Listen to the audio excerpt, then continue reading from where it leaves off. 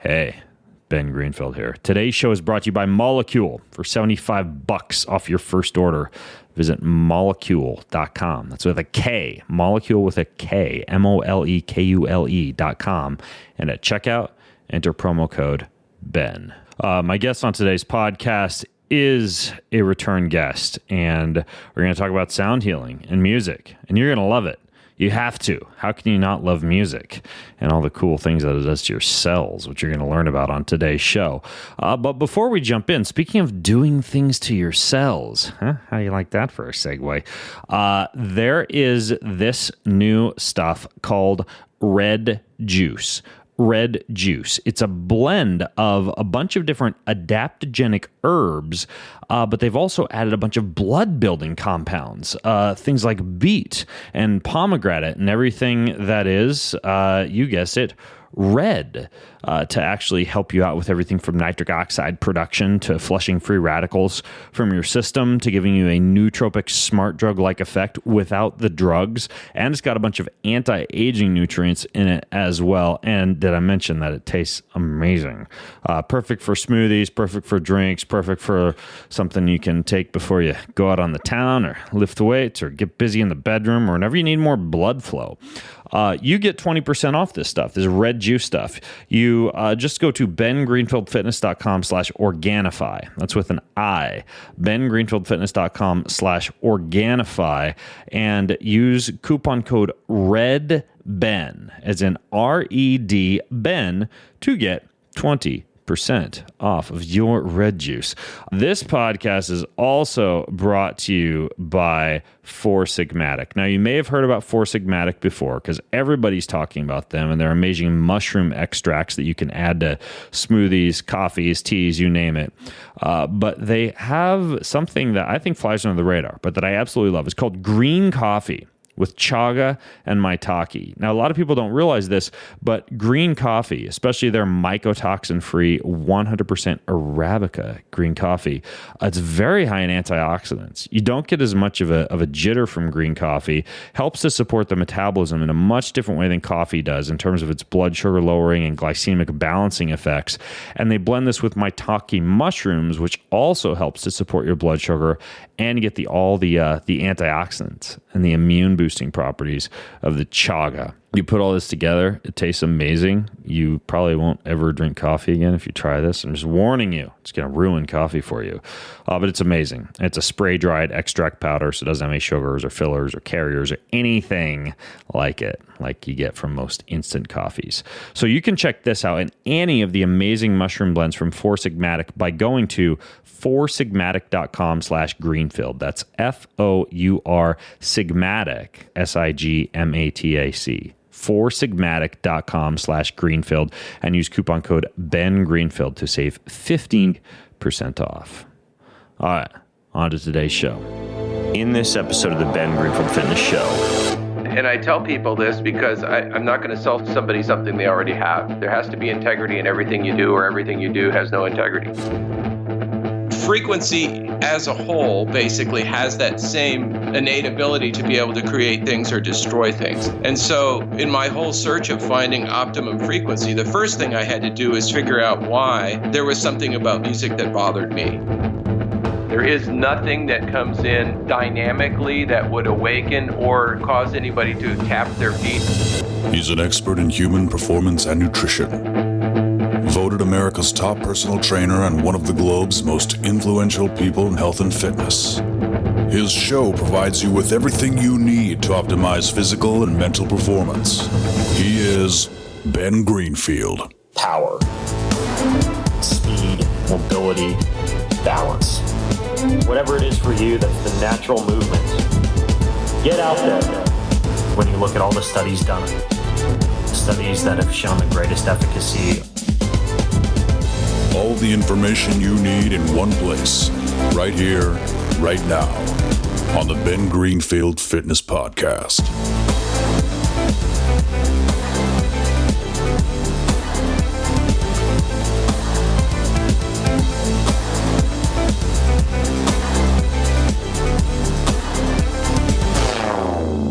Hey folks, a composer named Michael Tyrrell first appeared on this show in an episode called Unleashing the Phenomenon of Using Sound and Music for Performance, Recovery, Healing, and More.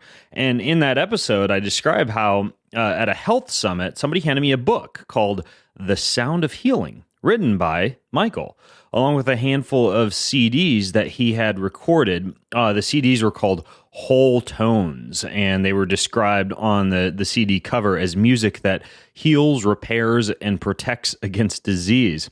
Well, I was skeptical. I was also curious, so I sat down and I read the entire book, Sound of Healing, by Michael. And then I started listening to these CDs while I was driving, getting a massage, pumping them out in the surround sound speakers in my sauna.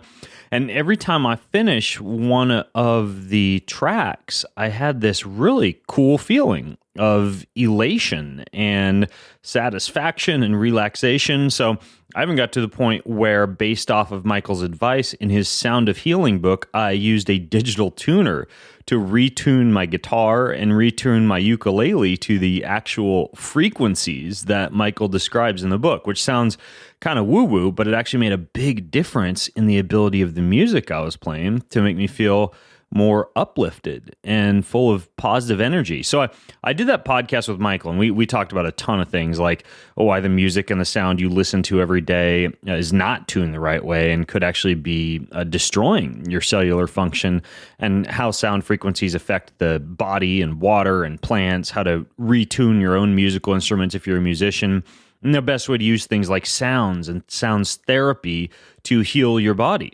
And Michael really does know a lot about this stuff. He's not only the founder of this company called Wholetones, but he travels around the world to speak about music and sound therapy. And of course, he's a composer himself. He puts out these amazing tracks that me and my kids and my wife love to listen to whenever we need like relaxation or some kind of music therapy. I even take two speakers and put them on either side of a massage table if I have a massage. Like, a massage therapist comes to my house a couple of times a month and gives me a massage, and I just blast myself with Michael's Wholetones, or more lately, Michael's new track called Life, Love, and Lullabies, which is 6 really beautiful songs. Each one is about 30 minutes long.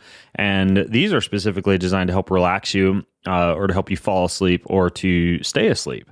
And so I've been playing it in my kids, and also for relaxing evenings in the infrared sauna. And I decided I want to get Michael back on the show, not only to talk about how music affects sleep and how sound affects sleep, but also to revisit some of the science and the research on sound and the human body and sound healing in general. So, Michael, welcome back to the show, man.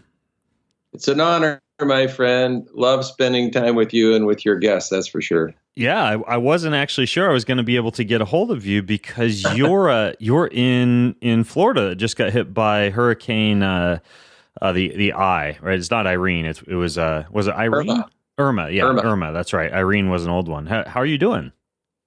Well, we're doing great. You know, it's amazing how, I call it PTHD, post-traumatic hurricane disorder. Everybody just kind of walks around in a stupor after that, because this time it was both kind of the end of anxiety and disbelief, Ben, because we were supposed to be in another zip code. I mean, this thing was supposed to come in a 4 or 5, and miraculously, in our area, we got probably about a 2. And though there's, it'll probably take them 5 months to pick up all the debris. And yeah, there was a lot of stuff. I mean, ultimately, my birdhouse was still in the tree when I woke up in the morning. I don't want to like downplay the storm, because I'm a guy, and you would have done the same thing. I walked outside because I wanted to feel the power, and I got pushed 5 feet, like just across the yard. I mean, as guys do. We always have my wife. I don't even tell her, because she'll go, "What are you doing? Get in the house!" And so, but it was just the sheer power of a 92 mile an hour sustained wind. You walk out, and it's just like if you jumped out of a car at 90. It's just, you're there, you're gone, you're blown across the yard. But with all that being said, the wonder of God loving the little things. Like, there was still a little sparrow's nest in one of my trees in my birdhouse that was not nailed to the tree. was sitting in the branches after all of this. Yet the neighbor's roof might be gone, but there's a birdhouse in the tree. And I think the takeaway from it, bro, was that, you can live in a neighborhood, but when you have a disaster, there's an opportunity for community. All of us got to know each other after the storm. I helped the guy next door cut down a tree with a chainsaw. People made coffee for other neighbors. You were forced, because we had no power, no internet, no phones, to actually meet the people you live next to and get to know them. Yeah, that's a really good point. That and the fact that you don't actually need to nail down your birdhouse with 8 to 12-inch wood screws when you live in Florida, because God doesn't want to blow away the birdhouses.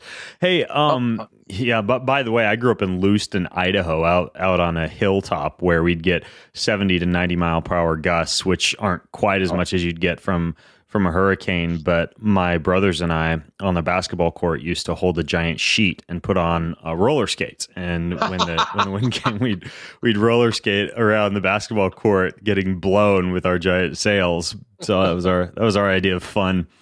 We didn't have Wii or what's it called? Oculus Rift back then. Just sheets and roller skates. I was actually just down in Sedona, Michael, and I thought of you because Sedona is known as like a mecca of sound therapy and sound healers and bodywork practitioners. And I literally just got back from there a couple of days ago. And I did a sound healing session. The first time I've ever done like a full-on sound healing session with a guy named Porungai. And by the way, for those of you listening in, I'll link to everything I talk about, including this Porungai guy I met, if you go to bengreenfieldfitness.com/lullaby. That's where you can find the show notes for the discussion Michael and I have today. That's bengreenfieldfitness.com/lullaby. Anyways, he had a massage table that vibrated and made sound from tracks that he was playing in the room. And he combined bodywork, like deep tissue bodywork, with like the didgeridoo and gongs and crystal bowls and all these different instruments that he was using to basically just blast me with sound frequencies as he worked on my body. Have you ever done something like that? Well, similar, and let me explain, because most of your listeners may not be aware of this, but it's really funny, Ben, that someone that was known primarily as a mathematician actually was the grandfather of everything that you've just spoken of and everything that I do. His name was Pythagoras. And people don't realize that his main forte was music. And so he combined and converted everything in the same fashion I did. I didn't realize this till after Wholetones, with arithmetic, geometry, music and harmony, and astronomy. And he created an instrument called the monochord, which I am working with right now, and you will be hearing it on a Wholetones album, and hopefully you and me will get together and you'll be experiencing it in the way you just experienced something. The monochord basically is a unbelievable stringed instrument that has almost consonant sounding string vibrations. But the cool part is that it flips on a cantilever, and one side is a bed. And so while you would be laying on that bed, for example, if you come to my house, I would be playing the strings underneath you, and the whole entire bed vibrates at a particular frequency. And so to answer your question with a question, yes, and yes, I'm working on that with the monochord now myself, even though people will experience that both with Wholetones, chroma also, because you have the light component there in your living room if you're watching it by DVD or Blu-ray.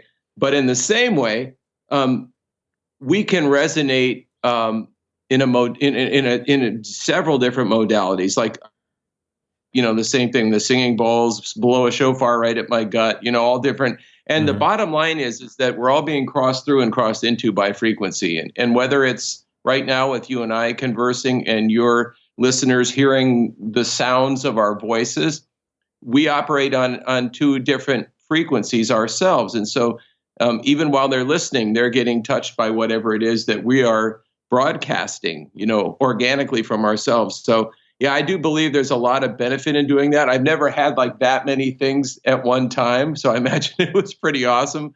However, I do at the house, I have a few machines here, and like I said, I'm working with the monochord now. Okay, it's called a monochord. Can people actually see a photo of this? Can like online? Or? Yes, okay. Yes. if you Google Pythagoras monochord. Oh, I see. There's a video on YouTube about it. Okay, cool. I'll link to this in the show notes for people, so you could lay down on this and actually get a massage on it too, huh? Oh yeah, they have chairs and beds, and there's even a place for your head. Both ways, whether you use the chair one or that one.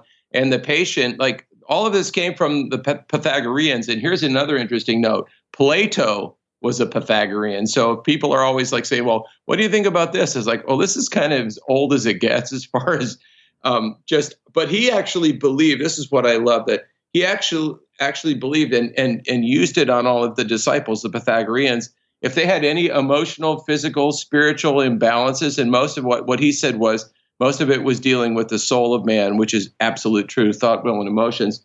He would use this monochord, and these guys, they said they'd get off that thing, go into their bed and sleep 8 or 9 hours, and then just be completely healed when they woke up. But his thing was, arithmetic was number in itself. Geometry was number in space. Music and harmonies was numbers in time, and astronomy was numbers in space and time.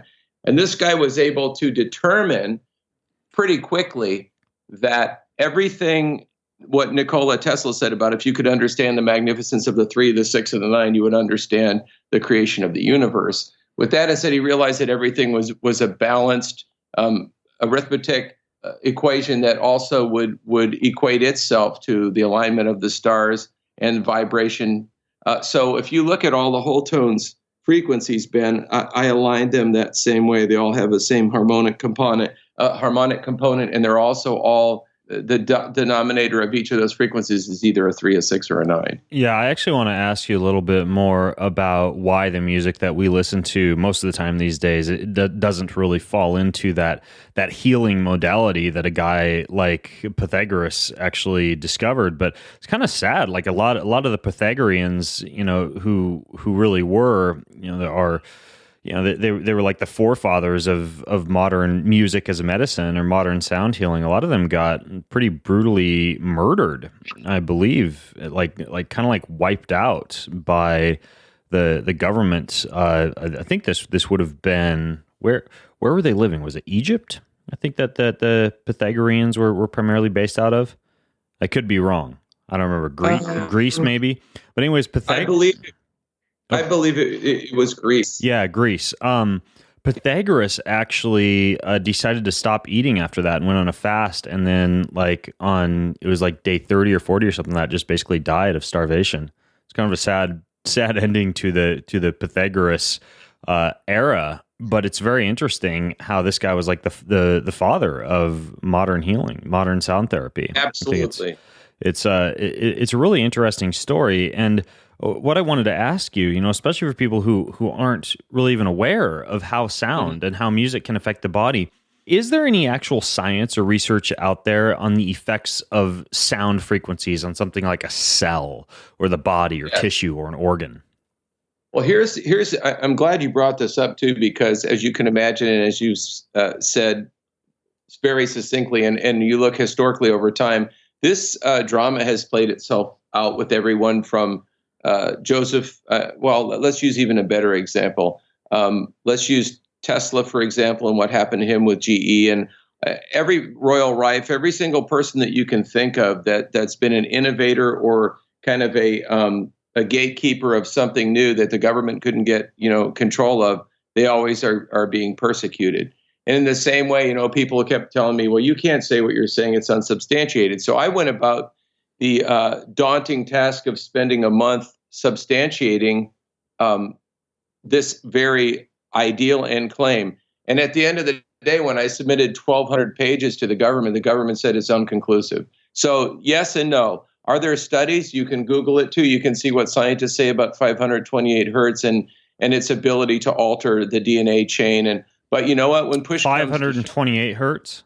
Yes, sir. 520 on the album.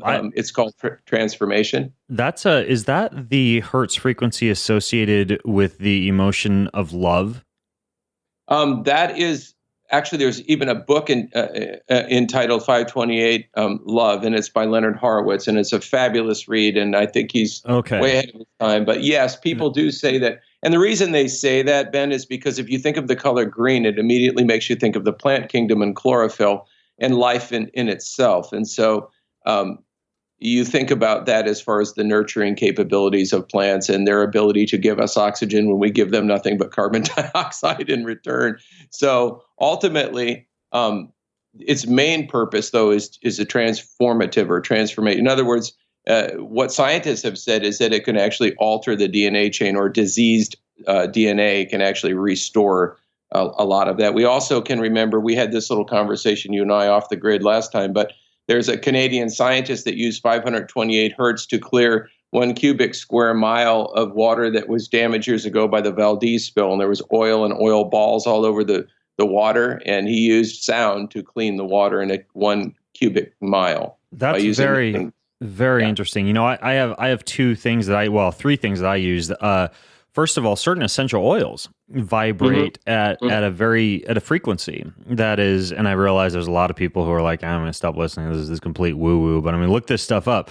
For example, if you look at, I think it's blue spruce oil. It's either blue spruce or lavender. I want to say it's blue spruce though, which, by the way, increases testosterone when consumed orally.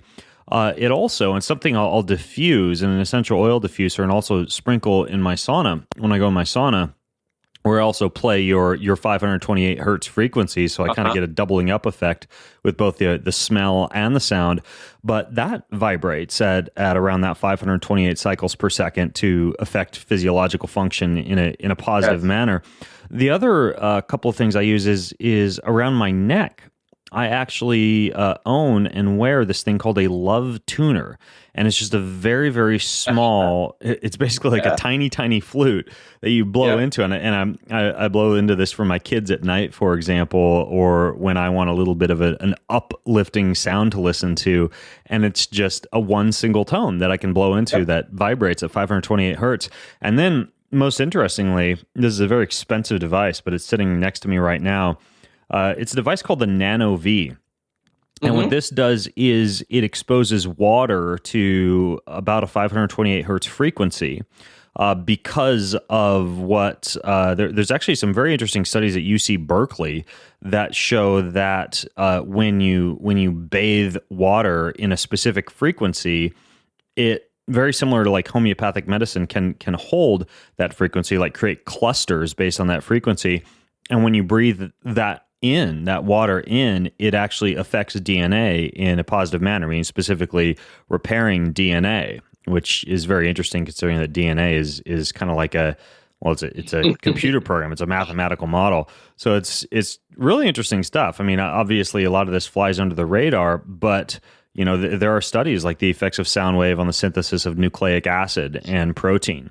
That have shown that genes can be switched on or off under the influence of sound simulations and frequencies. And like I mentioned, there's a lot of other studies that I'm aware of at UC Berkeley and also at what's called the Quantum Biology Research Lab in New York that goes into this stuff. So it's super fascinating that there's actual real science behind this idea of using sound or frequencies at a specific rate to heal the body.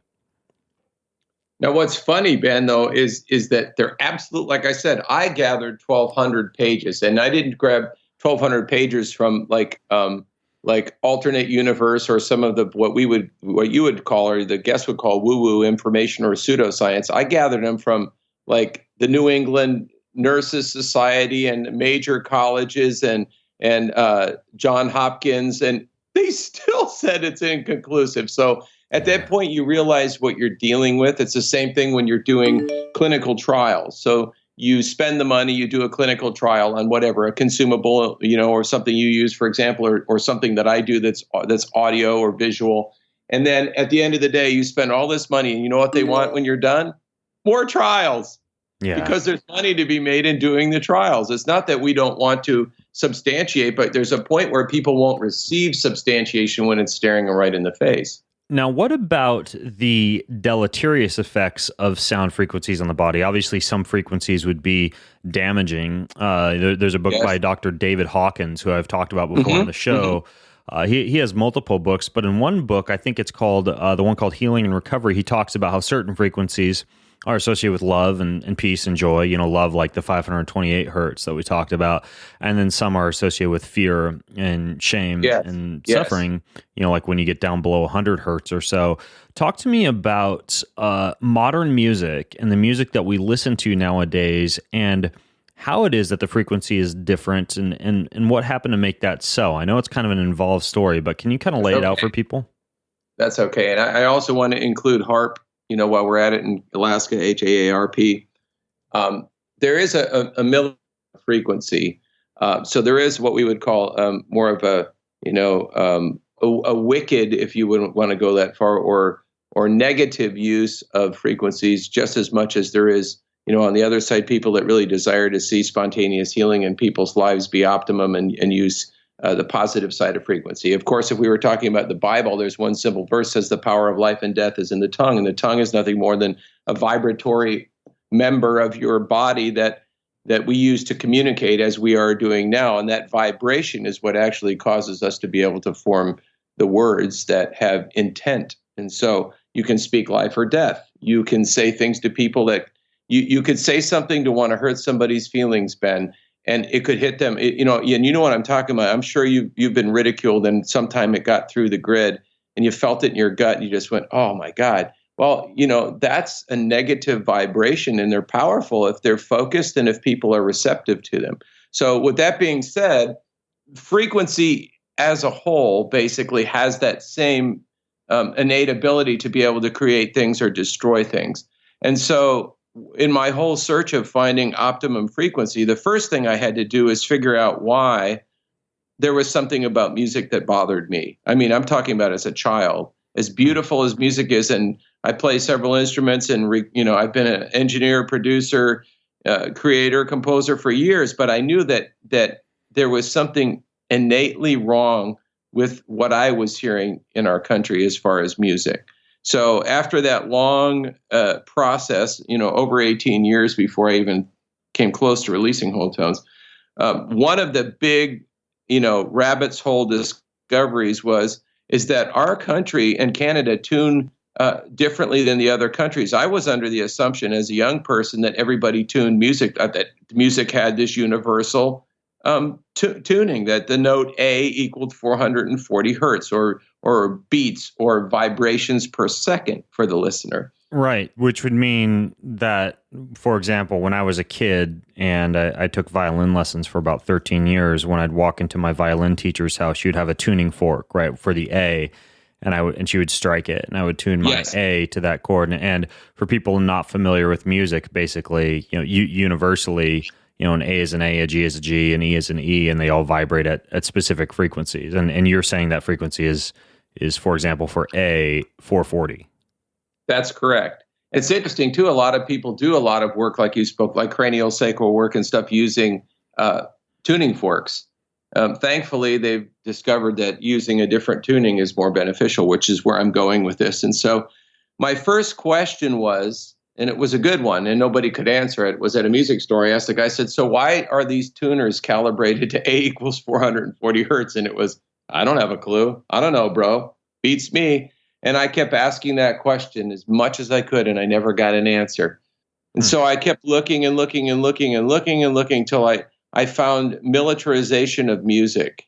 And it was a kind of a blog about Joseph Goebbels. And when I read, for those of you who don't know, Joseph Goebbels was more or less the right-hand man to Adolf Hitler, in charge of mind control and basically propaganda, like, setting up any type of leaflets or whatever to basically make the people believe they were always winning the war, and that same type of thing. But mind control and how to affect the human psyche and the natural electrical impulses which adhere us to gravity. He tried to find ways of disrupting the circadian rhythm and the pulse and other things in order to be able to control. So with that being said, I suddenly found out that this 440 hertz or 440 cycles was also nicknamed the German radio beat. And it was derived by Joseph Goebbels for mind control. And I'm like, wait a minute, that's the same frequency I tune my guitar to and the piano. And where did it come from? And so this is happening. The whole world is being assaulted by frequencies that could actually interrupt your sleep and make you an insomniac and mess with your wiring. And so I realized that only 2 countries in the entire world had adhered to Joseph Goebbels' attempt during wartime, which I found fascinating, Ben. I would have thought there was more important things for him to channel his energy into than trying to convince the whole world to tune to A equals 440 hertz. But nonetheless, that was his mission, his campaign, which failed miserably, thank goodness. But the 2 countries that went along with it were the U.S. and Canada. And so that's where our tuning comes from. And if you don't believe me, the easiest way to do would be to pack up your guitar and your tuner and go to Venezuela. Okay. And have their band tune to their tuner and you tune to yours and then try to play and tune together. And you suddenly have this revelation. Oh my gosh, people in every country tune their instruments differently. And there is no standard tuning, and it was a mesmerism. And so all that to say that music in its own right that we listen to a lot, and even a lot on our playlist that's recorded in A equals 440, had its origin in a nefarious activity created by Joseph Goebbels to try to interfere with the human wiring. Interesting. So based on that, when we are listening to, say, like the radio and different bands from whatever, Ed Sheeran to the Yvette Brothers to Nine Inch Nails or whatever, what you're saying is most of them have tuned their A's to 440 hertz, and thus the music that we're listening to is not necessarily as uplifting or healing as it could be, especially if we're already injured, sick, bombarded by Wi-Fi, Bluetooth, etc. It's not doing us any favors in that department. You just knocked it out of the park. That's primarily what I'm saying. Is it causing damage to listen to those frequencies, or is it just not as healing as it would be if it were tuned to a different frequency? Well, let me answer that question this way. When I recently met Dr. Oz and spent a few days in New York there, and he made a statement that blew me away. And it's so simple, but so profound.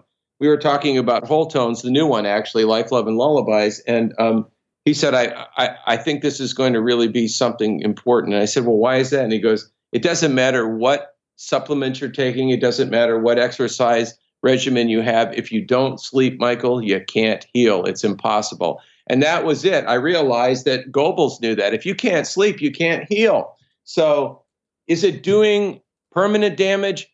Probably not. But cumulative damage? Absolutely. Because you know what it's like to go a few nights without sleep. You feel like garbage, and that's got to be negative to your hormones and everything else in your body and throwing you kind of into a state of chaos. So what I would tell the listeners is, more than anything else, I think that listening to music in the wrong frequency, the music itself has this appearance of beauty, but in the end, it's more like a gnat that you have to keep swatting away from your head. It actually really is irritating and causing a bit of inflammation in the body. It's interesting. Yeah, it is interesting, especially when you consider, and we went over this in pretty good detail in our last show. Oh, yeah. And again, I'll put a link to that show if you go to bengreenfieldfitness.com /lullaby. That's bengreenfieldfitness.com /lullaby with an I.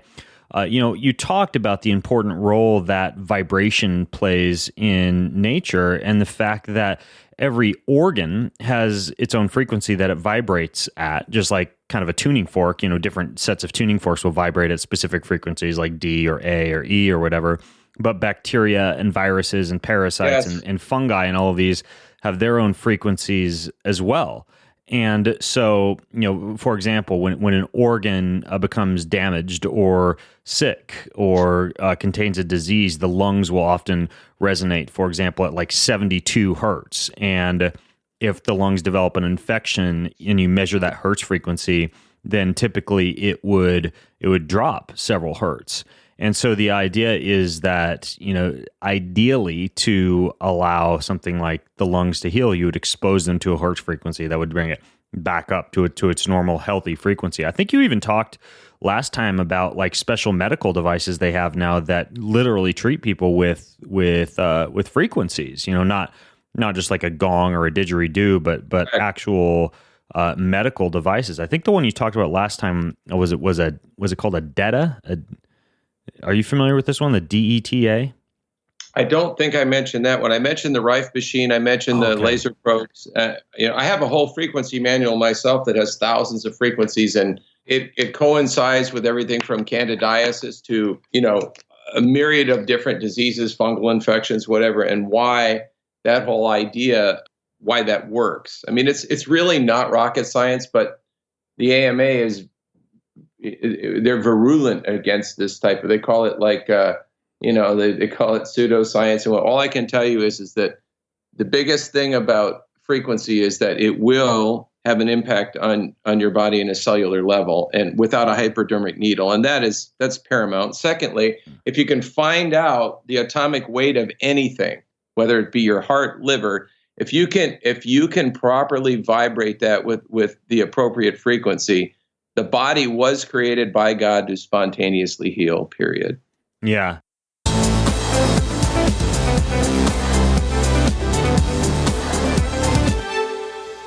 Hey, I want to interrupt today's show to tell you about the quad mace. So the quad mace is developed for mace training, which is something they used to use in ancient Persia as a way to condition their hardcore athletes for competition and their warriors for battle. And what this quad mace is it's one of the most beautiful fitness implements you're ever going to find. It's got ash wood for the handle, a hand-sculpted cast iron head, this resplendent bronze locking cap on it.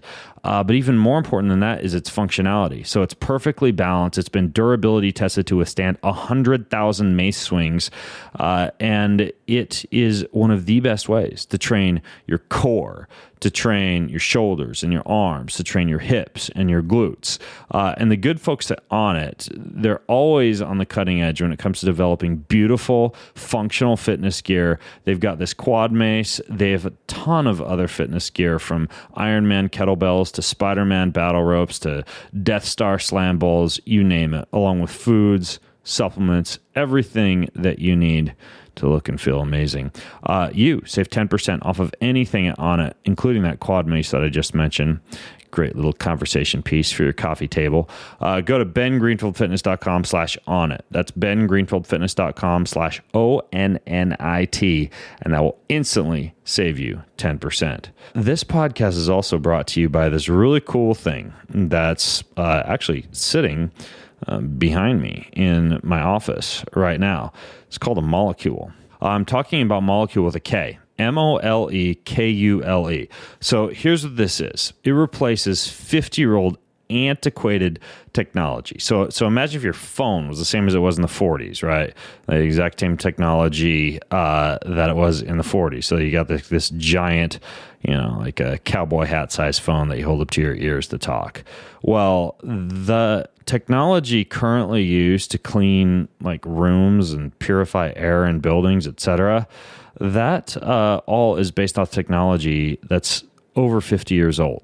Right? That's what's cleaning the air in your home or in your office or in your gym. Now, what molecule is this is a special kind of filter, not a HEPA filter. It is capable of destroying air pollutants at a molecular level. Okay, an extremely smart physician turned me onto this thing, and I wound up getting a molecule in my office, and it goes way beyond HEPA filtration to destroy a full spectrum of indoor air pollutants, like 1,000 times smaller than what a HEPA filter can catch.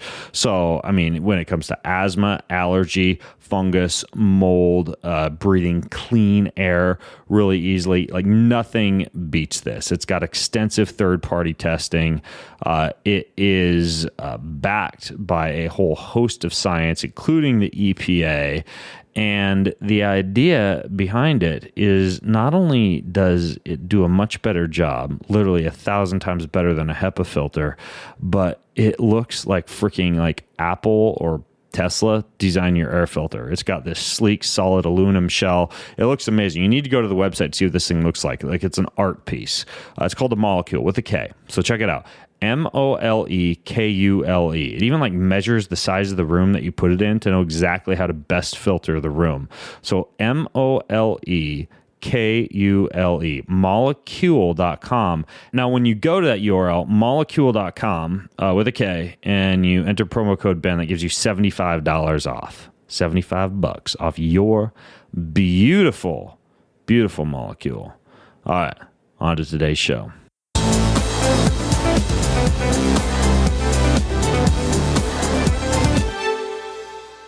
Actually, that surprised me when you talk about the AMA. For those of you listening, that's the American Medical Association, because there actually is some pretty good research. For example, I know that the FDA has actually approved some energy treatments for patients as an alternative to chemotherapy. Like there's a non-invasive treatment for tumors called Novocure, and that literally treats cancerous growths.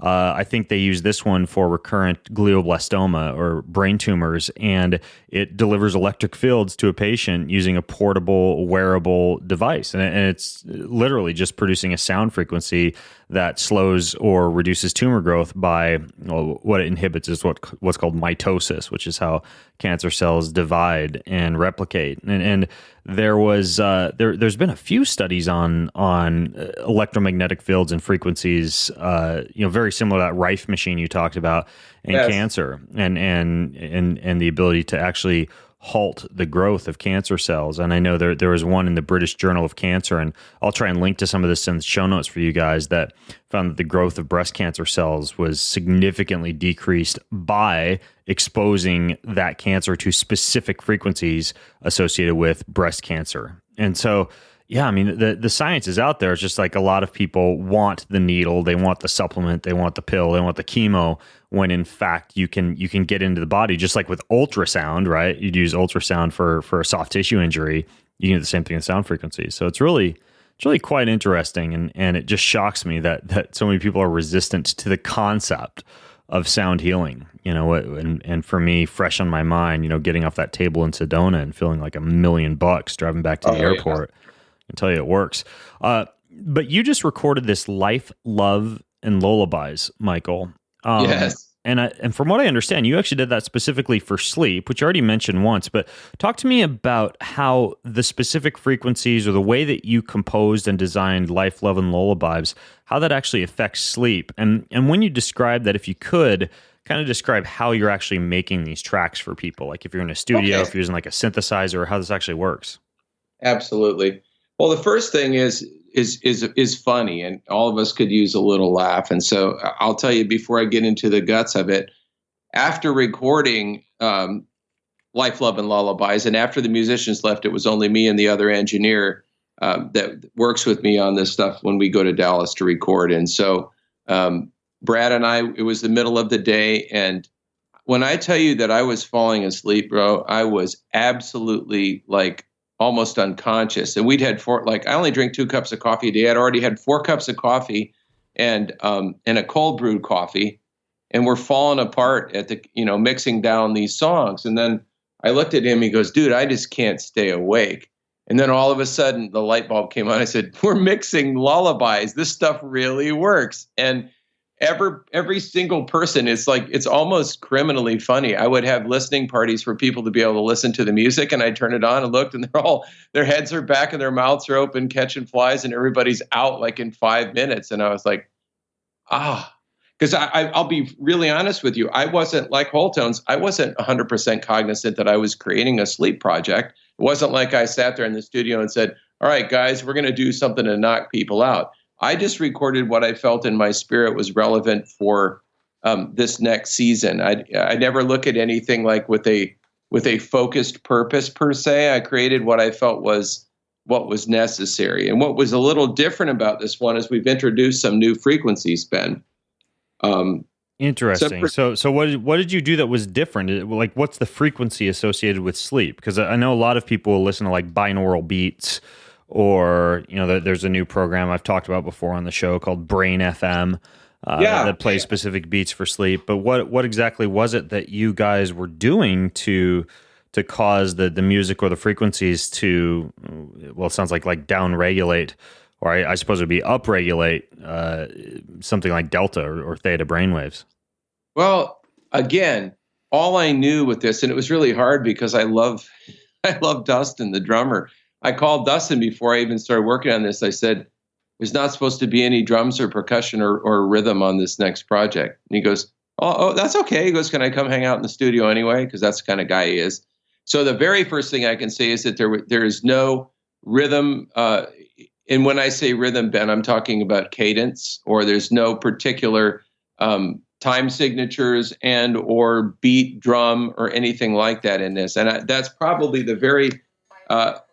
probably the most talked about thing about this is that most people said, well, I'm trying to sleep with Wholetones on, but then 852 comes on and these drums come in. And I said, well, that wasn't a sleep project. I didn't create that. I'm happy you can sleep to any of it, but I didn't create Wholetones for sleep. And I didn't create Life, Love, and Lullabies for sleep. I just knew that I wasn't supposed to have any drums on it. And so that's first and foremost was there is nothing that comes in dynamically that would awaken or, you know what I mean, or cause anybody to tap their feet and get into a rhythm or not. It was basically more like a river, more just like this really slow moving river that, I mean, when I listen to this music, I feel like I could lay on top of it and just be taken down the river. So the first thing was not having drums. The second thing was there wasn't any other dynamic instruments on this project either. Most of them are very sine wave. I mean, this is the first time a real harp, Nabel harp, actually shows up on a Wholetones album. It's pretty amazing. I had a guy come in with a real harp and play on one of the songs. And so I think that just from from an ambient standpoint, the instruments chosen in their own right are elementally very peaceful themselves. There wasn't anything like, I didn't even have like my electric guitar on there or anything that had a transient that might awaken someone.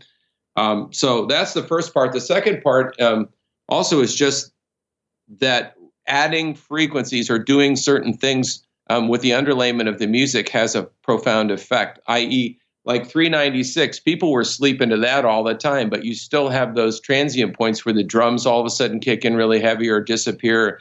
And like you had mentioned when I read your email, that kind of stuff wakes people up. You know, if you have like a straight beat and all of a sudden the drummer drops out and then starts up again, that wakes people up. There's really nothing to wake anyone up in this. And the new frequencies for your listeners that did not appear on, there are several you go, well, that's on the first Wholetones. The frequencies are, but the music's vastly different.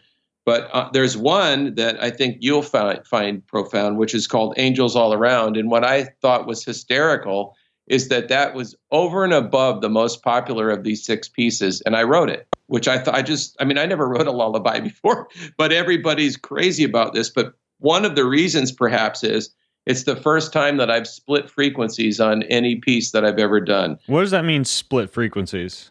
I'm glad you asked. In other words, remember this. Whenever we're talking about harmonics, whenever we're talking about musical notation, if I take something up to the next octave, it's the same note, but it has a different hue, just like in colors. Like if a lime green is, a particular hertz, if we add the next, octave of colors, it's going to be a different color green. The same thing with the music. So I was, as I always am, thinking, man, I would really love to go a little higher than 852, which is on the last one, and do a 963, which was basically a perfect harmonic. If you think about it, it's the 9, the 6, and the 3.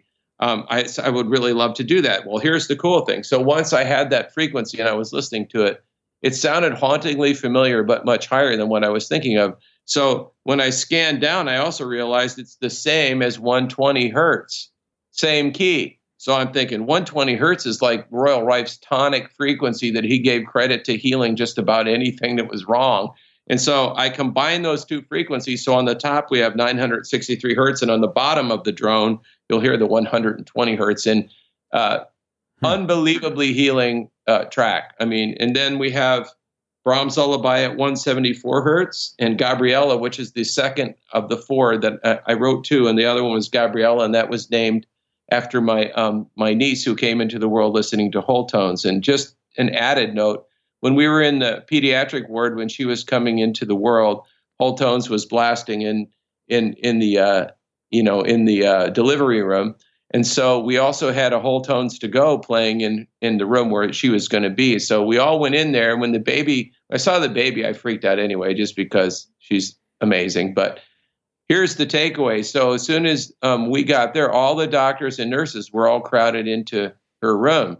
And they had a whole wing to deal with it, but they won't leave the room. And finally, one of the nurses says, I don't want to leave this room because what I'm feeling in here, this music, it's the most peaceful I've ever felt. And so, oh yeah, it knocks my kids out like a light.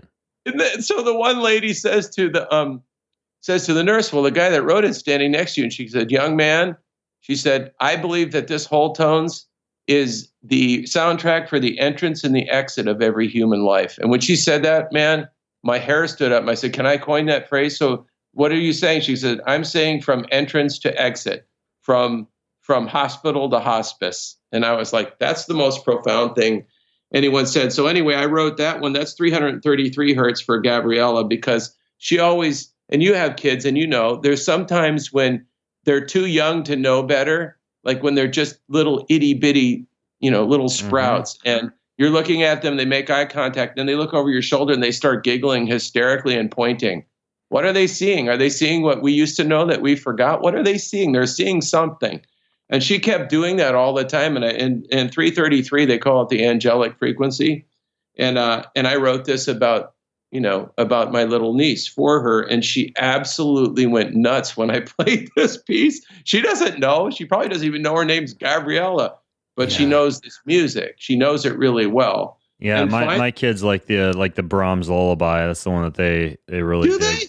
Yeah. Oh, I'm so glad. I am so glad, because I love that one too. And that was the thing for your listeners too, is that there's 6 pieces, but 4 of them are traditional lullabies and 2 of them I wrote. And what's so amazing is, at first, like Wholetones, like we couldn't keep it in stock. But when Life, Love, and Lullabies came out, a lot of people weren't really engaging in it at first. And I was like, this is crazy, amazing. Why wouldn't? Well, people thought it was just for babies, Ben. Yeah. So it was a hard brand, but I didn't want to rebrand it because it was so beautiful. And so, I'm working on another video now to explain to listeners and customers that this is for the child in all of us. This is for a night of sleep that you haven't had in a long, long time. 8 straight, when you wake up and you think, oh, I'm not sick after all. I just need some sleep. It's really amazing. I actually want to get like speakers on either side of my bed, because right now I use headphones, and I wanted to ask you about this. Yes. I know in our last talk you said that you kind of wish in an ideal world you could record these things on like vinyl to really get that true analog sound where the sound is delivered in almost like, I believe the difference is analog is almost like little packets of sound, isn't it, versus the digital delivery? No, technically the way it really unpacks is binary. Digital is sound waves or waveforms converted into numbers, 0, 1, and 2, okay?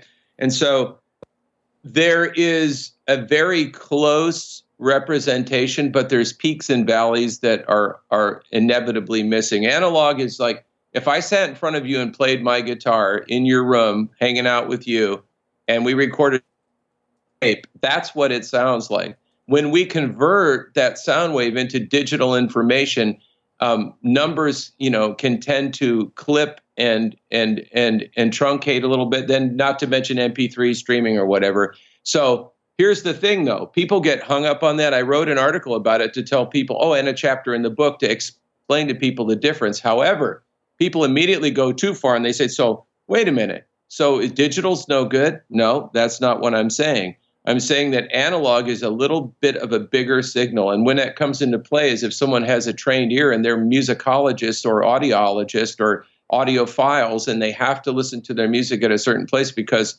their ability to hear is so precise, from 20 hertz even up to 20,000 hertz or 20 K hertz. If people can hear that, then they're looking for all of these little peaks and valleys that I speak of. But for the common person, we found that a lot of people went on the wholetones.com and listened to the sample MP3s, which is probably not even close to what you're hearing on Wholetones anyway, and getting miraculously healed and having incredible. So one lady said, I'm embarrassed to tell you that, it was a nurse in Tampa said, I was healed from rheumatoid arthritis that has no cure by listening to the samples. I never bought your music. Well, like I would be offended. I'm so happy that she's free. Who cares? But the point is that digital and analog will absolutely work with frequency. You can't find a laser probe that's not being generated by a frequency analyzer that is what? Digital, right? Yeah. But there is something warm and wonderful about analog. And so just so your listeners know, when I create these in the studio, I always do what I call an analog wash, and I'll explain that to you. I record everything with a digital format only in that it takes memory and virtual tracking. Thus, I don't have to use like tape, and if I make a mistake, cut the tape and do it over again. I can fragment stuff and I can fix things without having to re-record them. That's the beauty of it. The other side of it is that I run it through a mixing board that is analog, which is a Neve board that has all these luscious analog channels. And so you begin your digital signal washing through them. And then in the mastering process, it goes through a myriad of old tube amplifiers, filters, and EQs before. So basically what I have is the ease of recording with the digital format, but the warmth and the sound of an analog recording. So it's really the best of both worlds. So when you're sleeping, yes, what would be best, to have like speakers on either side of the bed to play these, or some type of headphones plugged into, say, like either a CD player, or what I did was I actually I took some of the tracks and just converted them and put them onto my iPhone. So I've got them on my iPhone. Yes. But if you were in someone's shoes, what would be the best way to use these to sleep? If you wanted to get all the benefits. Great question. For me personally, it's really difficult for me to keep plugs in my ears or phones on my head while I'm sleeping. I'm not one of those blessed people that lays down and they're out and they wake up in the same position. So with that being said, I've found that speakers work much better. And with that being said, we have a new Wholetones to Sleep that is all of these Life, Love, and Lullabies elements on a speaker that sits right by your bed that has no lights on it. And it works like a charm. I recommend that. I also recommend people that if they have like anything from a Bose wave radio to some of the, the higher end audiophile stuff, Ben, they can also put something, that's effective and in the right size by the side of their bed and listen to it. And then they're free from worrying about what side they're sleeping on or whatever. Headphones, for me, the biggest component for headphones are people that deal with TBIs, PTSD, people that deal with tinnitus, for example, or have injuries to the head and or, have an audio issue of some kind with their ears. Those are the people I tend to say, hey, you might want to use an in-ear noise canceling bud or, a full over-the-ear headset, because it tends to isolate that area much better and seems to work even better. But as far as sleep, if it was me, I'd probably use my new powered speaker because it has a super good battery in it. I would do that, or I would get a great little system that you could... What did you say, a powered speaker? Yeah, the one that I have now. If you remember Wholetones to Go, we have a new one, and it's just for sleep, and it's called Wholetones to Sleep. And the old one had a blinking light that drove people crazy, but that was because we weren't thinking people were going to try to go to sleep with it on. It was a charging light. Wait, so you actually make a speaker? Oh yeah, I didn't even know that.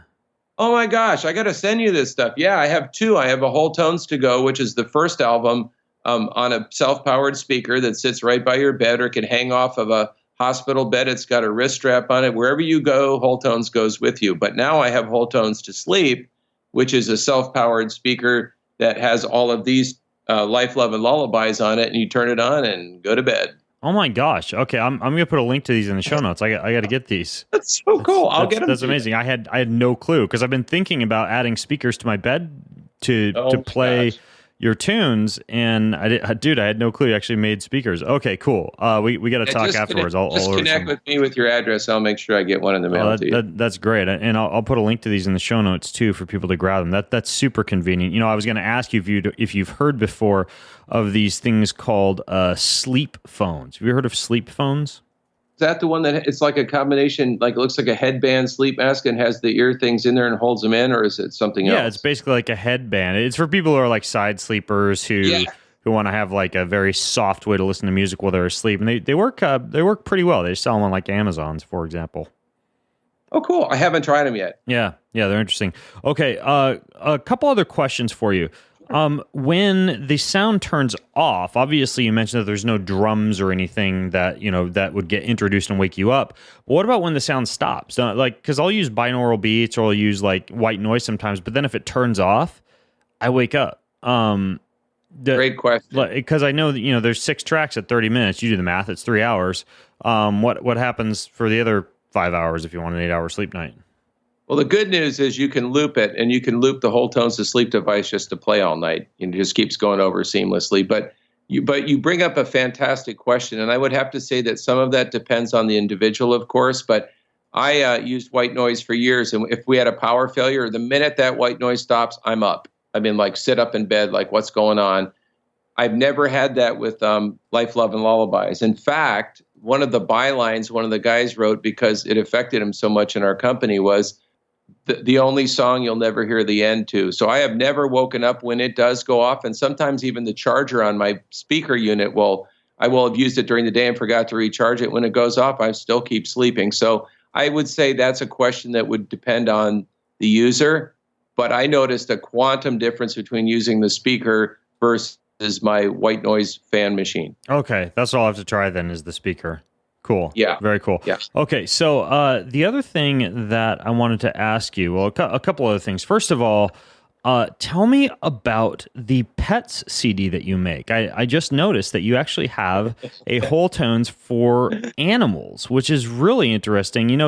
My animals love some of the things that I have at the house. Like we have a biomat, right? I have one, and my kids have one. It's like, it's a mat with infrared and amethyst and tourmaline crystals that vibrate at a specific frequency. In many cases, you can get a massage on this or take a nap on it. Yes. But my kids have one, and the dog sleeps on it and absolutely loves it, especially in the winter. Sleeping, it's like, cuddling up with it with a warm blanket. The dog also he loves to kind of like hang out when we're listening to Love, Life, and Lullabies in the sauna. He'll come sit at the sauna and just kind of like curl up at the door of the sauna and bathe in some of the frequencies. But tell me about the one that you designed for pets and how that works. Sure. Well, what's really funny is that I don't think I've ever been inundated with emails, people calling even during the hurricane because their dogs were freaking out. The first frequency, and I tell people this because I'm not going to sell somebody something they already have. There has to be integrity in everything you do, or everything you do has no integrity. So the first Wholetones, I'm sure you remember, the very first disc is called The Open Door, 396 hertz. So by subtraction, I found out that our rescue dog, who just walked into the office, Ziva, she was afraid of thunder, fireworks, lightning, any kind of storms. And in Florida, that's an inevitability. And she would shake violently and then try to go between the chairs and the wall. And so one day I was playing 396 during a pretty heavy storm, and I noticed she went over to her bed and curled up in a ball and went to sleep. So I kept doing it, and it worked every time. So then one of the kids, one of the sons of the publisher, took a recording of this same frequency to the local SPCA. And usually when you open the front door, it's like this cacophony of, dogs coming apart, barking, whatever. And so we opened the door, and that's exactly what happened. So then it just happened that the regional, director of the SPCA happened to be there, as fate would have it. And he came out, and then he turned the Wholetones 396 on and opened the same door with it on. There wasn't a peep out of the dogs, not a peep. And so we started realizing there's a real behavioral component for dogs that have anxiety, separation anxiety, fear of thunder, lightning storms, fireworks, and the forth. And so sure enough, 396 works like with, I'd have to say, a high percentage in the 90s of dogs, and we can't keep it in stock. But I let customers know that if you buy the Wholetones, or if you already have all 7 of those frequencies, it's the first one.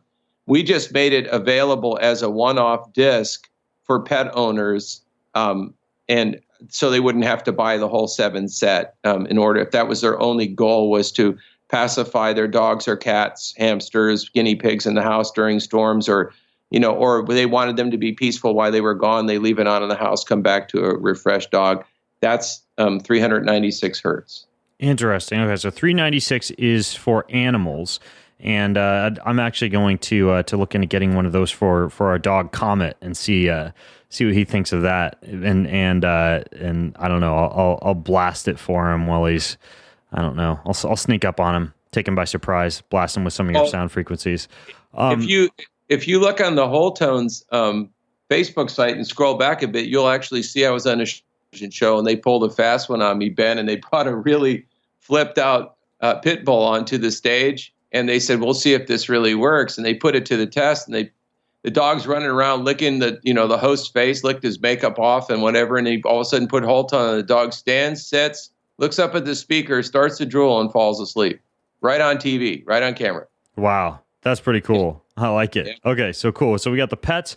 And the other thing I wanted to ask you about, which I actually really enjoy, and that we also blast through our house during the holidays, which are, about the time this comes out, going to be quickly approaching, or we'll be in the midst of them. You have the Wholetones for Christmas. Tell me about those. Happily.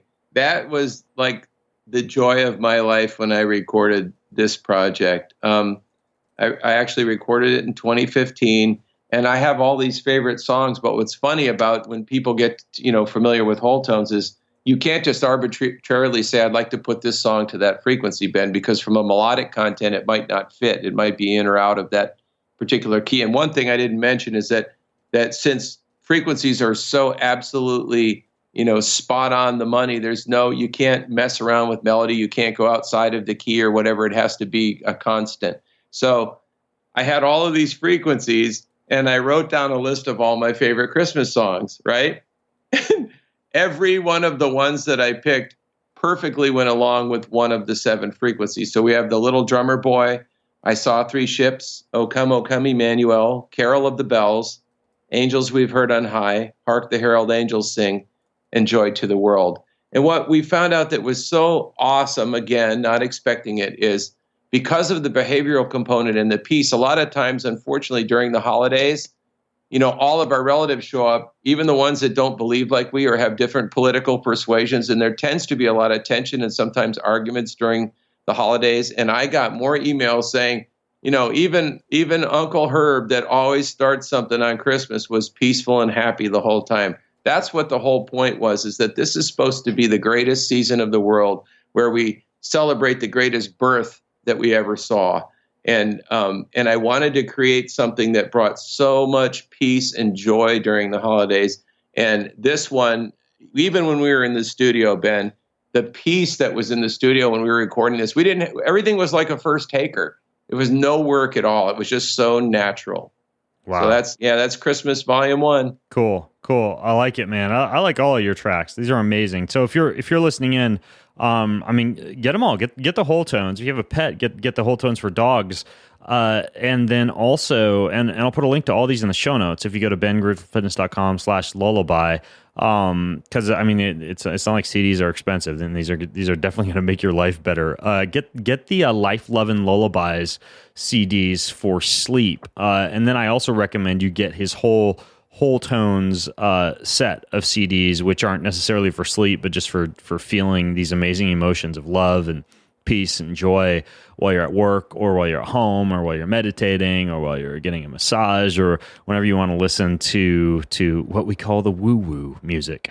And then I'll also link to some of the other things that we talked about in the show, like that love tuner that I wear, and the Wholetones Christmas albums, and some of the things that we talked about in the previous episode, as well as for those of you who want to take a deeper dive into the science and the history of all of this, Michael's book, The Sound of Healing.